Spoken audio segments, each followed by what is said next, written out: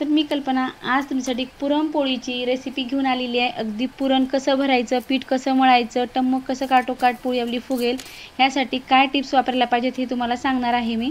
ह्या ठिकाणी मी रात्रीच डाळ भिजवत घालणार आहे। ह्या ठिकाणी 1 वाटी हरभरा डाळ घेतलेली आहे, त्याला चना डाळ पण म्हणतात।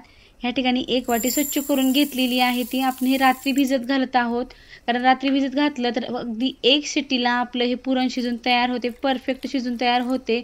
अगदी वेळ न घालता, आपण वेळ खूप लागतो शिजण्यासाठी, त्यामुळे आपण हे असं जर केलं तर खूप लवकर आपलं हे पुरणाचा स्वयंपाक तयार होतो। अगदी जॉब करणाऱ्या महिलांसाठी तर खूप उपयुक्त आहे। जेव्हा त्यांना वेळ नसतो तेव्हा ते ह्या पद्धतीने जर डाळ रात्री भिजत घातले तर खूप लवकर सकाळी पुरण करू शकतात। अगदी रात्रभरासाठी आपण स्वच्छ 2 ते 3 वेळेस पाणी टाकून स्वच्छ चना डाळ धुवून घेतली, रात्रभरासाठी भिजत ठेवलेली आहे। सकाळी मी पाहू शकता अगदी छान आपली ही डाळ भिजून झालेली आहे। ह्या ठिकाणी 1 वाटी डाळ घेतली होती, तर आपण ह्या ठिकाणी त्याला 3 वाट्या पाणी टाकून घेणार आहोत। कारण डाळ ही भिजलेली असल्यामुळे पाणी जास्तीचं लागत नाही। मला कटाची आमटी पण बनवायची आहे, त्यामुळे ह्या ठिकाणी पाणी जास्तीचं टाकलेलं आहे। जर तुम्हाला आमटी बनवायची नसेल तर तुम्ही 1 वाटी कमी पाणी टाकलं तरी पण चालते। ह्या ठिकाणी बाउल घेतला, त्यामध्ये 3 वाट्या मी पीठ घेतलेलं आहे गव्हाचं, आणि त्यामध्ये थोडंसं मीठ टाकून घेतलं आणि तेल टाकून घ्यायचं। तेल टाकल्यामुळं पोळ्या आपल्या ह्या अगदी मऊ होतात, मुलायम होतात, खाण्यासाठी खूप छान लागतात। अगदी सुरुवातीला आपण ह्या पद्धतीनं पीठ मळून घ्यायचं।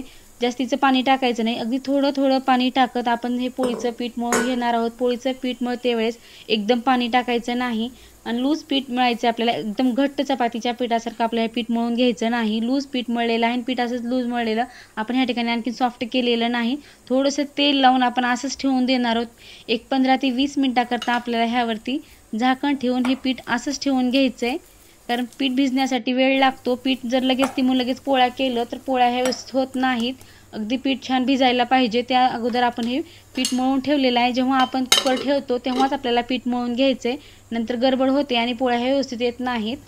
अगदी पीठ मळतेच काळजी घ्यायचं आहे। ह्या ठिकाणी 1 शिट्टी झालेली आहे, कुकर थंड झालेला आहे, टोपण काढून घ्यायचं।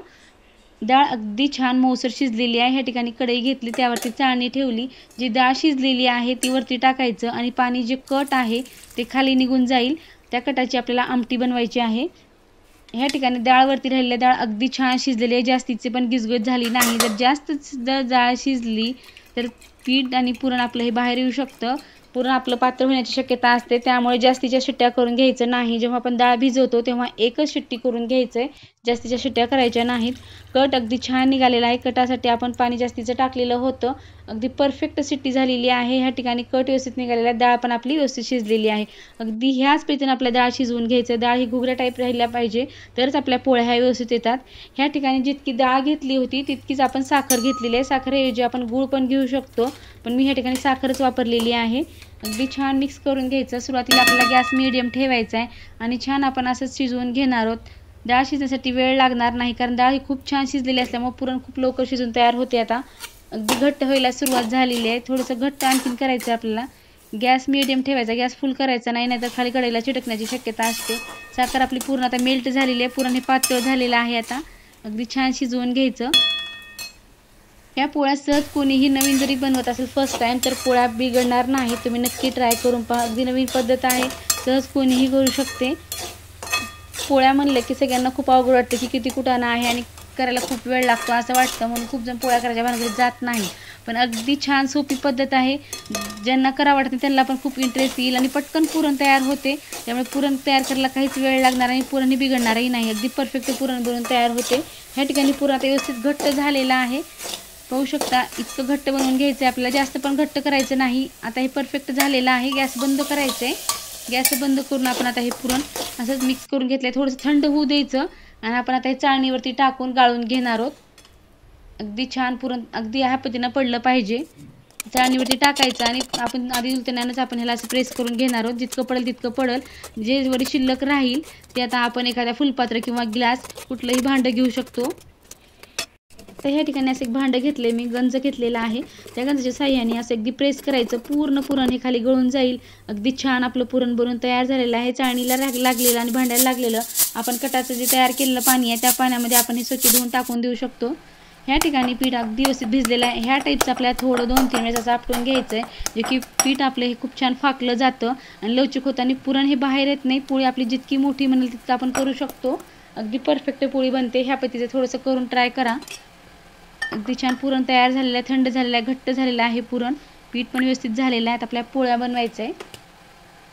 ह्या ठिकाणी थोडंसं आता थोडंसं आपल्याला पोळीसाठी पीठ हे कमी लागतं. चपातीला जितकं घेतो तितकं घ्यायचं नाही, त्यापेक्षा थोडंसं कमी घ्यायचं. जितकं आपण पीठ घेतलं त्याच्यापेक्षा जास्तीचं थोडंसं पुरण घ्यायचं. पुरण हे जास्तीचं घालायचं, चव खूप छान येते. पुरण कमी झालं तर पोळीला चव येत नाही. अगदी ह्या पद्धतीनं जितकं पीठ घेतलं त्यापेक्षा थोडंसं जास्त मी ह्या ठिकाणी पुरण घेतलेलं आहे हातामध्ये. अगदी दोन्ही आपण हे गोल बनवून घेतलेले आहेत. आता आपल्याला हे पिठामध्ये पुरण व्यवस्थित भरून घ्यायचं आहे. ह्या ठिकाणी पोळपाटालाच मी आता रुमाल लावून घेतलेला आहे अगोदरच. अगदी ह्याच पद्धतीने मी रुमाल बांधून घेते. माझी ही पद्धत आहे, मला हे सोपं वाटतं म्हणून मी असंच करते.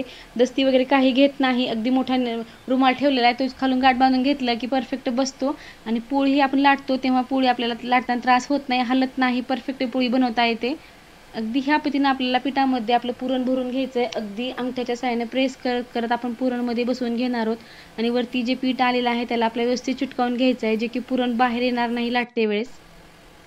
व्यवस्थित आपण आता प्रेस करून असं घेतलेला आहे. उंडा हा व्यवस्थित भरून घेतला आहे. अगदी ह्या पद्धतीने थोडंसं आपल्याला प्रेस करायचं आहे, जे की पुरण बाहेर येत नाही लाटते वेळेस. थोडंसं आपण पोळपाटावरती पीठ टाकून घेतलेलं आहे. सुरुवातीलाच पीठ टाकून घ्यायचं आहे, नंतर आपल्याला पीठ टाकायचं नाही. सुरुवातीला आपण 2-3 वेळेस उलटसुलट केलेलं आहे, नंतर आपल्याला उलटसुलट करायचं नाही. अगदी छान पोळपाट फिरवतच आपण ज्या साईडला आपल्याला जाड वाटेल त्या साईडला फक्त अंगठ्यात आपण लाटणं धरायचं आणि फिरवायचं. अगदी पोळी ही खूप लवकर मोठी होते, बिलकुल जाड राहत नाही आणि पुरण पण बाहेर येत नाही. फटाफट आपली ही पोळी बनवून तयार होते. अगदी जितकी पातळ म्हणलं तितकी आपण ही पोळी बनवू शकतो. बिलकुल पुरण बाहेर येत नाही, कारण पुरण आणि पीठ आपलं परफेक्ट झालेलं असलं की बिलकुल पोळ्या करताना त्रास होत नाही. व्यवस्थित पोळ्या ह्या बनवून तयार होतात. पाहू शकता अगदी पूर्ण सगळीकडे एकसारखी पोळी बनवून तयार झालेली आहे. गॅसवरती तवा ठेवला आणि गरम करून घेतलं. सुरुवातीला थोडंसं तेल लावून घ्यायचं तव्याला, कारण तवा हा धुतलेला असतो आणि पोळी चिटकण्याची शक्यता असते. त्यामुळे फर्स्ट टाइम आपल्याला तेल लावून घ्यायचं. अगदी जेव्हा असे बबल्स येतात तेव्हा आपल्याला ही पोळी उलटायचं आहे. अगदी टम्म फुगलेल्या पोळ्या आपल्याला पाहायचं. अगदी सर्व पोळ्या आपल्या फुगतात. एकही पोळी आपली अशी राहणार नाही की पोळी ही फुगत नाही. ह्या पद्धतीने तुम्ही ट्राय करून पहा. अगदी छान टम्म फुगतात काठोकाठ. पोळी आपली छान फुगून मऊ लुसलुशीत पोळी तयार होते. अगदी वाफ पोळते म्हणून मी ब्रशच्या साहाय्याने तेल लावते. तुम्हाला जर वाटलं हाताने लावायची सवय असेल तर तुम्ही लावू शकता, पण वाफ ही खूप जोरात पोळते, त्यामुळे थोडंसं काळजी घ्यायचं पोळी फुगल्यानंतर.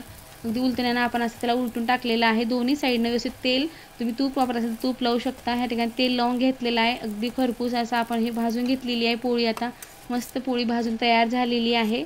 अगदी ह्याच पद्धतीने आपल्याला सर्व पोळ्या बनवून घ्यायचं आहे. पुरणपोळी म्हणलं की सर्वांना खूप कुटाणा वाटतो, पण अगदी सर्वात सोपा पदार्थ हा पुरणपोळी आहे. एकदा जमलं तर खूप लवकर हा पुरणाचा स्वयंपाक बनवून तयार होतो. दुसरा स्वयंपाक करण्यासाठी आपल्याला थोडासा वेळ लागतो, पुरणाचा स्वयंपाक खूप फास्ट तयार होतो. एकदा पुरण शिजवून घेतलं की पोळ्या तर खूप लवकर होतात. अगदी छान पाहू शकता, अगदी लाटताना दिसत आहे की किती सरासर आपल्या ह्या पोळ्या बनवून तयार होत आहेत. ज्या साईडला आपल्याला थोडंसं जाडसर वाटेल त्या साईडला आपल्याला व्यवस्थित लाटून घ्यायचं आहे. आणि पोळ्या ह्या कडकडनेच लाटत राहिलं तर पोळी ही व्यवस्थित होते, पुरण पण बाहेर येत नाही आणि एकसारखी लाटली जाते. अगदी छान आपली पोळी फुगलेली आहे. अगदी सर्व पोळ्या आपल्या कटोकाट फुगलेल्या आहेत. मस्त लुसलुशीत पोळ्या बनवून तयार झालेल्या आहेत. तुम्हाला ह्या पोळ्या कशा वाटल्या मला नक्की कमेंट करून सांगा, किंवा तुम्ही पोळ्या कशा करता तेही सांगा. नवीन असाल चॅनल तर प्लीज सबस्क्राईब करून घ्या. जेव्हा मी नवीन असे अपलोड करेल व्हिडिओ तेव्हा तुमच्यापर्यंत ते पोहोचतील आणि तुम्हाला पाहायला भेटेल. अगदी मऊ लुसलुशीत तुम्हाला दाखवते मी. अगदी पूर्ण पोळीचा आपला पडदा बाहेर निघतो, इतकी छान पोळी फुगलेली आहे. अगदी मऊ लुसलुशीत आपल्या ह्या पोळ्या बनवून तयार झाल्यात. व्हिडिओ पाहिल्याबद्दल धन्यवाद. पुन्हा भेटूया अशाच एका नवीन रेसिपीसोबत.